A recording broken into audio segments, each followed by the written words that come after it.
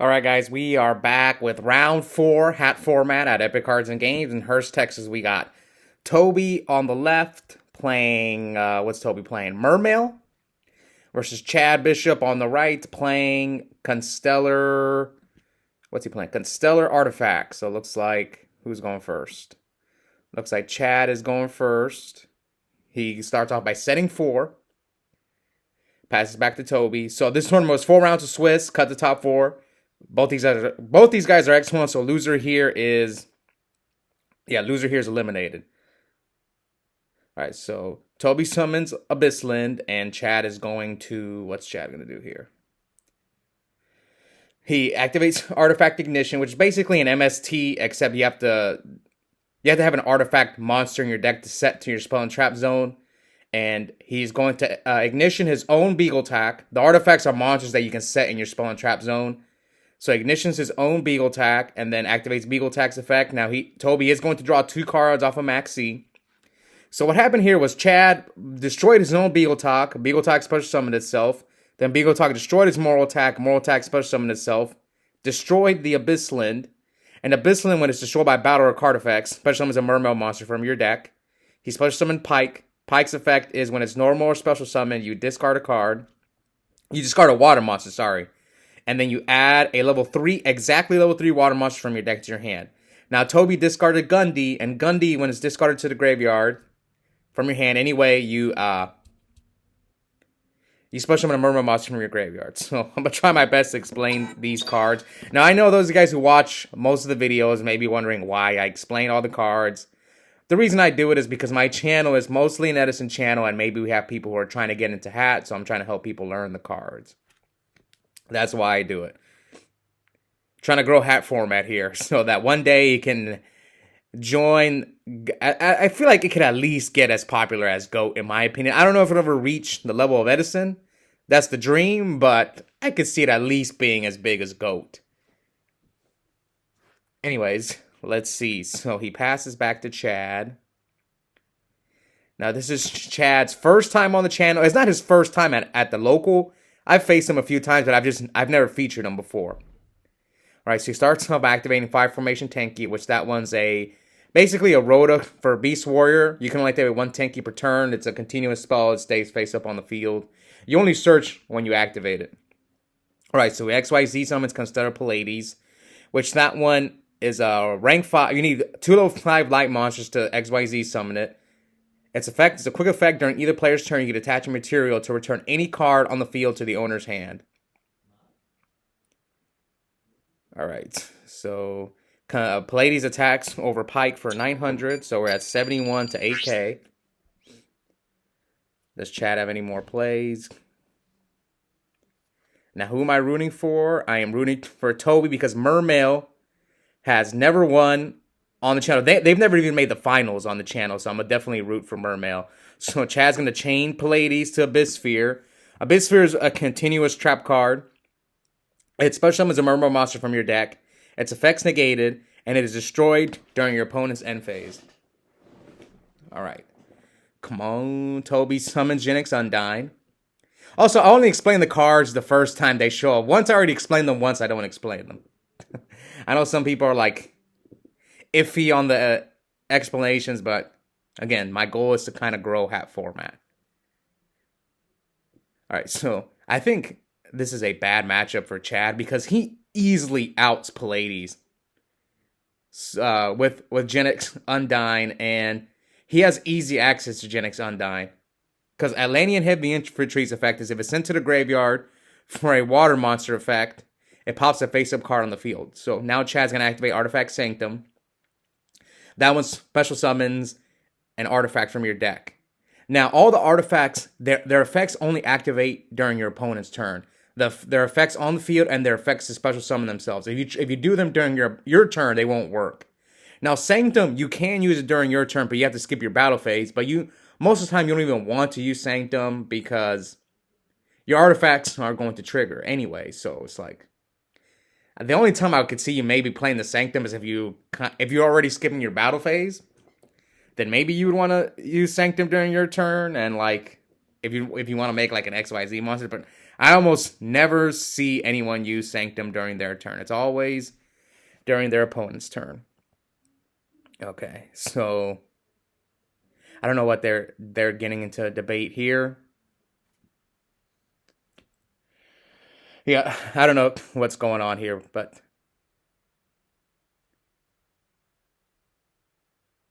so he pops the Undying with Moral Attack. This is still Tobi's turn. Yeah, I believe. Oh no, sorry. I think he's only taking 900.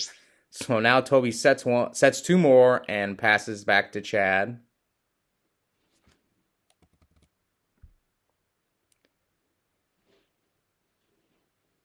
Oh, Tobi has salvage. Okay, so he grabs back heavy infantry and Gundy with the salvage.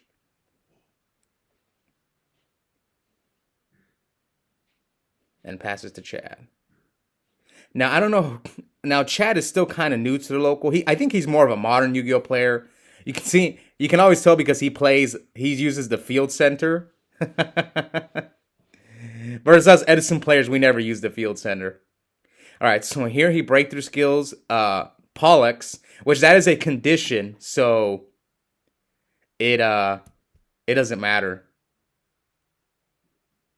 Yeah, you can't stop it. So Tobi is wrong on this one. Yeah, Tobi is wrong. I think Tobi's phone died, so yeah, Chad's deaf, so Tobi has to anytime he gets a dispute with him, he's gonna have to write stuff down. That's why you can see there. That's why Tobi's writing it down on a piece of paper and showing him. But in this situation, Tobi was wrong. Anyways, here Tobi warnings the thing. He could have just warning the Pollux, but now what if Chad would have just hit him with everything? Tobi would have been at 71. He would have taken, it would have been 5,000, and then 19, 41, 31. Yeah, he wouldn't have been able to use the warning. If Chad would have just hit him with everything, his warning would have been dead. But here comes a Soul Charge. For those guys who may not know, Soul Charge's effect is target any number of monsters in your graveyard, special summon them, and if you do, you take 1,000 for each. So he's going to pay 3K. But yeah, just looking at this matchup, it looks horrible for Chad. Just because, Pallades is such a good card against every other deck in Hat, but Mermail just has it's like a free pop. Because you don't want to bounce back Undying to their hand most of the time. Even if they're out of controllers, they can just pitch it for a Mermail effect from either Megalo or Tias or Lead if they have to. Okay, so he goes for Tsukuyomi and Tyrus. Activates a second Tenki, adds Constellar cost to his hand with Tenki. Now Tyrus cannot be destroyed by card effects, but as long as it has XYZ materials, during his end phase, he needs to detach a material. And this is actually not my first time watching this video. I had to re-edit this video because there was this lag. I'm trying some new editing software, and it was just different. Some of you guys maybe watched the upload, whoever. If you came to check my channel the first 5 minutes yesterday, there was a different version of this video up, but I re-edited it. I didn't there was a kind of a bit of a lag. Anyways, let's get back to the game. So Tobi Abyss Spheres and Chad chains Double Cyclone, which I really like in his deck because he can use it on his artifacts or his dead Tenkies. Double Cyclone is kind of like an MST, except you pop one spell and trap card you control and one your opponent controls. So now he summons the Constellar, the one that special summons from your hand. He special summons cost, so he can go for a rank 4 or a rank 5 here, but it looks like he chose to go for a 101. But yes, you can't do this play he's trying to do. Yeah, 101 only takes face-up attack position special summon monsters. So he attacks with Tyrus into Lind. And yes, so actually the first time I watched this video, there was a situation that happened that I didn't know what was going on, but now it makes sense. The second time around, I was like, oh, okay, now I see why Tobi did what he did. So he's gonna now. Almost all the Mermails are hard once per turns, except for Megalo. That one's a soft once per turn. And I think in the previous video I was reading Megalo, and yes, Megalo is a soft once per turn where like you can use its on-field effect to attack twice with more than one Megalo, but not the same one. Okay, so here, like Lin is once per turn, Pike is once per turn, Lead is once per turn, Tia's effect to search is a hard once per turn. Alright, so he did detach. He was supposed to detach for that Tyrus last turn, and now Chad attacks over the Pike. And this is why I got confused. Well, I didn't see this the first time. Tobi is chaining Abyss Sphere because he's going to lose his Abyss Sphere anyway, because I forgot about Tyrus's effect, which at the end of the battle phase, if Tyrus attacks, it pops a card in the field. So that's why Tobi he's going to lose his Abyss Sphere anyway. So he's kind of like, let me just chain it and get the lead out of my deck.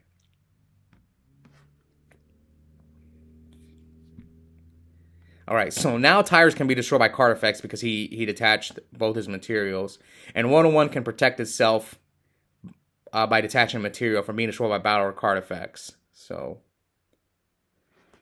Chad's got one back row. I don't think any one of them have taken any damage. I might have messed up life points though.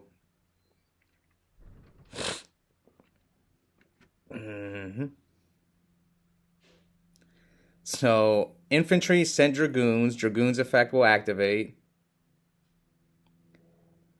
So Genix Undyne adds controller. And Atlantean Dragoons is effective. It's sent to the graveyard for a water monster effect. You add a Sea Serpent from your deck to your hand, except Atlantean Dragoons. So it looks like he adds Megalo with Dragoons and controller for Undyne. And yes, for Undyne, you have to have a Genesis controller in your deck to use its effect. So here, Tobi's going to reveal Megalo. You can special summon Megalo from your hand by discarding 2 water monsters. If you special summon it this way, you can add a Mermail Abyss Speller Trap from your deck to your hand.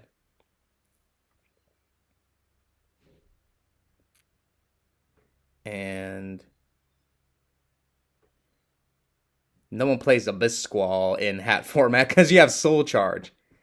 But Squall's still not bad. A 1-of? Yeah, I would probably consider playing 1. You can't go search Soul Charge in Mermail, but you can go search Squall. So he's going to use Megalo's effect to attack twice. So you can see Tobi's doing sign language whenever he enters battle phase, and so does Chad. I've faced Chad a few times, and every time I play him, when he's getting ready to go to battle phase, he does this. One time he and we got into like, not an argument, but like, I was trying to explain to him, because we were playing a Sylvan Mirror match, I was trying to explain to him that Sage Koya misses timing. I've never seen him for Edison. He only shows up occasionally for Hat. That's why I tell people in all the Hat videos that for whatever reason, Hat kind of, it meets the Edison players and the modern players right in the middle, where the modern players will give Hat a chance. And then some of the Edison players will. So that's why I just find it interesting.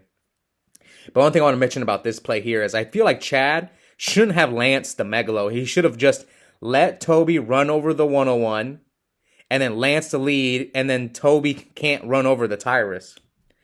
But it doesn't matter because Tobi got good old Soul Charge. So he brings back Goons, Megalo. I mean, this game is probably over. Chad has no back row. Tobi's about to have a full, he's paying what, 3K? And he took 500 last turn from the land. So Tobi's at 16 to Chad's 5K. And yeah, this is probably GG for Tobi. Now so one thing I want to mention is I actually filmed all 4 Swiss rounds, and I featured Tobi all 4 rounds just because I feel like Mermail is a very popular deck in Hat, but I have not featured it enough on my channel because no one was playing the deck. But like, if you were to play in a large Hat tournament, right, you're probably going to run into Mermail. So that's why I kind of was like, Tobi. And he went up against a lot of interesting decks. Like, he went up against Skull Servants. He went up against Constellar Artifacts. So now I was supposed to feature him round 2, but round 2, I accidentally deleted the video. So we jumped from round 1 straight to round 3. All right, so here Tobi makes Dweller and Draco Sack. So I'll go over Draco Sack's effect. That one is effect is you detach a material once per turn to special summon 2 Mecha Phantom Beast tokens. While you control any token, Draco Sack cannot be destroyed by battle or card effects. And its other effect is you contribute a Mecha Phantom Beast monster, the tokens, or itself, or any other Mecha Phantom Beast monsters, to destroy any card in the field, but you cannot attack with that Draco Sack the turn use that effect. There we go, I explained it quickly. And now Tobi's activating Abyss Dweller's effect. And he had Dragoons as a material for Dweller. So since Dragoons is being sent to the graveyard for a water monster effect, Dragoon's effect activates to search a Sea Serpent. He tries to pop the artifact, but the artifact can't special summon itself because of Dweller's effect. Dweller's is a quick effect. During either player's turn, you detach a material to basically negate your opponent's graveyard effects for the rest of the turn. So yeah, he can't even bring back that artifact. So Tobi takes game 1. Will Chad pull off the Legacy 2-0 and get his first top on the channel in his channel debut? Or will Tobi potentially take Mermails to the promised land? This is how you know Chad's a modern player. He drew 5.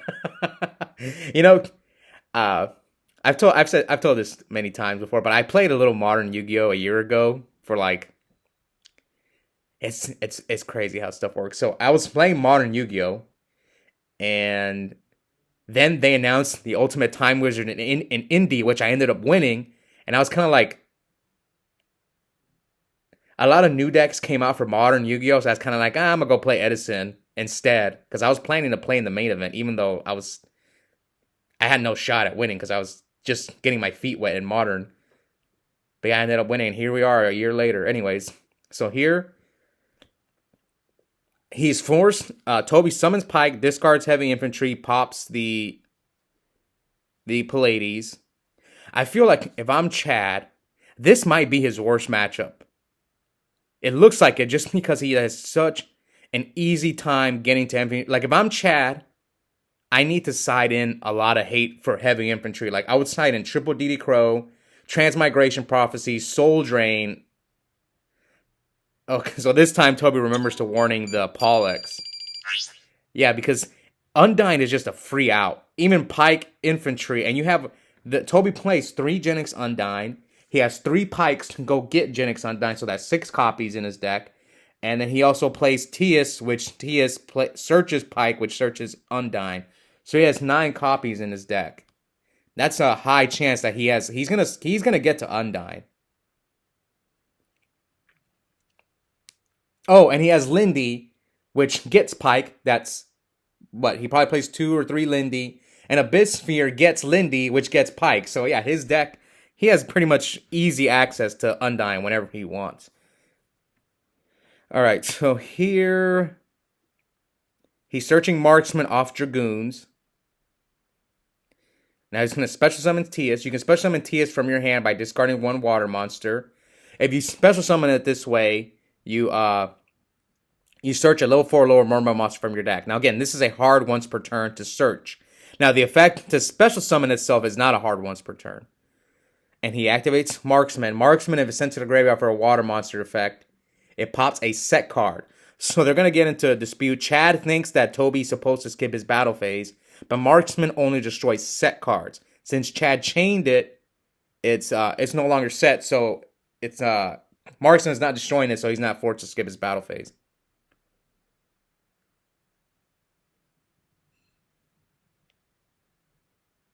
I think his name is Tyler, but I think Chad's his middle name, so I prefer calling him Chad. Yeah, see, Tobi's explaining it to him. You see, that's why he's writing it down. And thank goodness it's Tobi, because my handwriting is awful. I have the worst handwriting. I've never met anyone who has worse handwriting than me. And it's funny because some of you guys who may remember the ARG Circuit series. In the ARG Circuit series, if you made top 16, they used to make you share. Like, you would sit down in top 16 and you and your opponent give each other your deck list. And I felt bad for my opponents because they would have to read. Maybe they couldn't read my handwriting, so they didn't know what was in my deck. It's something that hasn't been replicated. Obviously, Konami's never done it. I wonder if Keegan would ever consider doing it. I don't know if it's better or worse. I'd have to ask people. Do you prefer not knowing what's in your opponent's deck?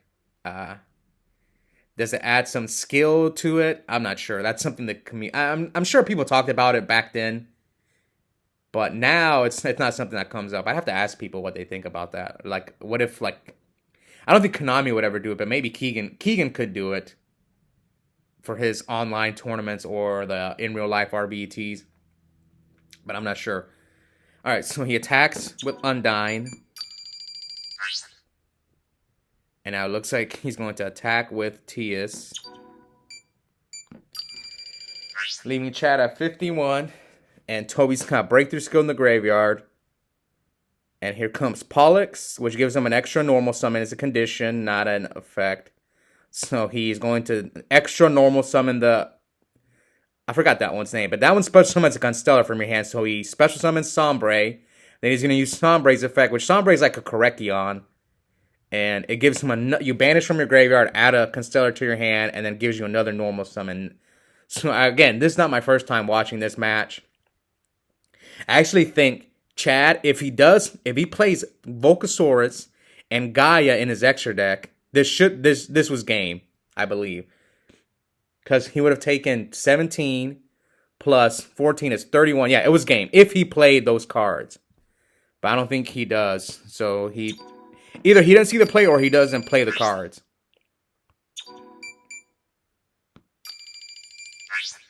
So he leaves Tobi at 28. And now he's going to XYZ summon into Bujinte Tsukumi. I forget this card's effect. You discard your hand and then draw 2 cards. So he discards a Breakthrough Skill. Breakthrough Skill has another effect in the graveyard. You can, during your turn, you can banish it to negate a face-up monster effect. It's pretty good in certain matchups, especially with all these monsters that have effects during your opponent's turn, like Felgrand and Pallades and Dweller and Abyss Gaios, just to name a few. All right, so Pike, Search Marksman, discards Gundy. So he's going to bring back the Tias. He didn't have a level 4? I don't think Tobi's playing Abyss Surge. I think he should play 1, but I haven't seen it in Tobi's deck. And this is like the 3rd match of his I watched, and not once have I seen him summon the Turge. I think he should play at least 1. Alright, so here comes Sanctum from Chad. He brings back Beagle Talk. Brings out Beagle Talk from his deck. Now Tobi's going to Breakthrough Skill the Beagle Talk. Now he's going to chain Pallades to bounce back his Beagle Talk. And now Beagle Talk's going to pop his Moral Talk. Moral Talk's going to special summon and pop the Tias. I think this is game. I think this is how it works. I know Breakthrough Skill follows, so I'm not sure exactly how that works. If he chains Pallades to a Beagle Talk, I guess. I'm pretty sure the Beagle Talk will still activate. Alright, so Chad forces the 3rd game. Will he pull off the Legacy 2-0 and end us Mermail players' dreams of finally seeing someone win with Mermail? Tobi was the first person to win with GB, so maybe he'll be the one to finally win with Mermail. I'm glad he's playing Mermail because he was playing Boojins for a while, and that deck, God, I hate playing against that deck. That's my most hated deck in hat format. Probably because I've lost against it multiple times. Anyways, Tobi with a good opening, Pike, Title. Title's a Dragon Ruler. All the Dragon Rulers are limited to 1. There's 4 of them. They're with different attribute. Title's the water one, so it works well with Mermail because every monster in Mermails is water except Genix Controller. So here Chad sets 5. Alright, let's see. Tobi summons Genix Undyne. Any response from Chad? So he sends Dragoons. Yeah, you don't want to send Marksman here because all of Chad probably said a few artifacts back there. And Ignition and Sanctum. You don't want to pop those cards during your turn. You'll pop them during his turn, though. So he searches Infantry off the Dragoons. Yes, he does. That's Tobi's hand. Uh, that's his sign language for battle phase.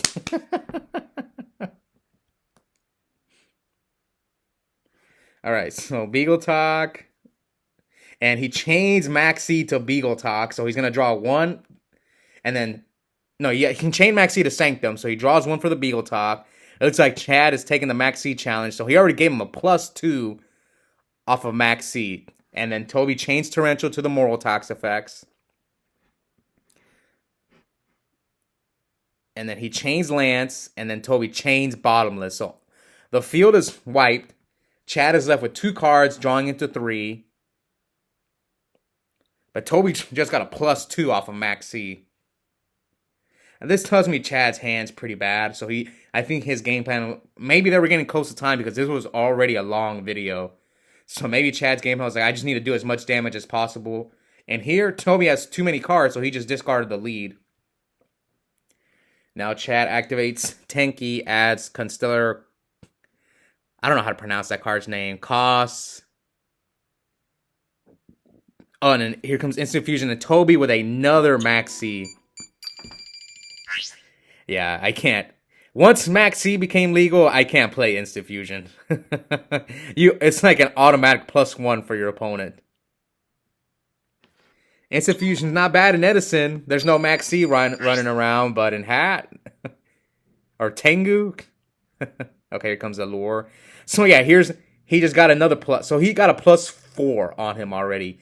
A +2 from the first Maxi, a +1 from the second Maxi, and I look at Allure in this deck. It's basically a pot of greed because he searched the controller for free. So yeah, he got a +4 on him.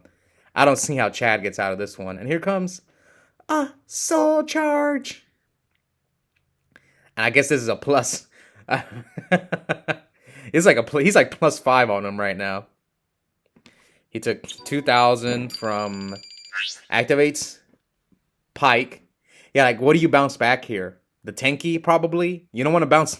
You could have bounced back the Pike, but you at least make him waste his normal summon. Alright, so the heavy infantry is going to pop the Pallades. Now Tobi's going to XYZ summon into 101. Now, I don't know why he's special in the title. Maybe he wants the title in his hand. Because all the Dragon Rulers, if they're special summoned during your during your opponent's end phase, they return to your hand. So you don't mind title bouncing back to your hand because it's a free discard for Tias and Megalo and Pike. So,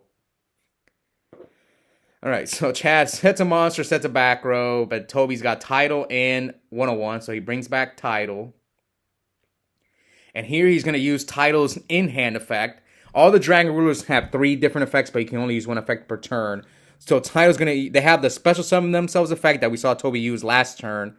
And they also have their in-hand effects, which in title's case is you discard itself from your hand and any other water monster to foolish any monster from your deck to the graveyard. And now Gundy is going to trigger since it was discarded to bring back Megalo. Now Megalo's effect to attack twice. Now, this is not game, but Chad's just going to concede here. He's 100 short from game, but yeah, attack twice and Chad just concedes. I don't blame him. This is rough. So, congrats on Tobi getting to top 4. We'll see if he can take Mermails to the first win. So, he's guaranteed top 4. Hope you guys enjoy that match. And check out the link in the description. I have a coupon code for 5% off Yu-Gi-Oh! Singles and product at Epic Cards and Games. The code is my first and last name, Oscar Zelaya, one word, all caps. Yep, I'll see you guys next time.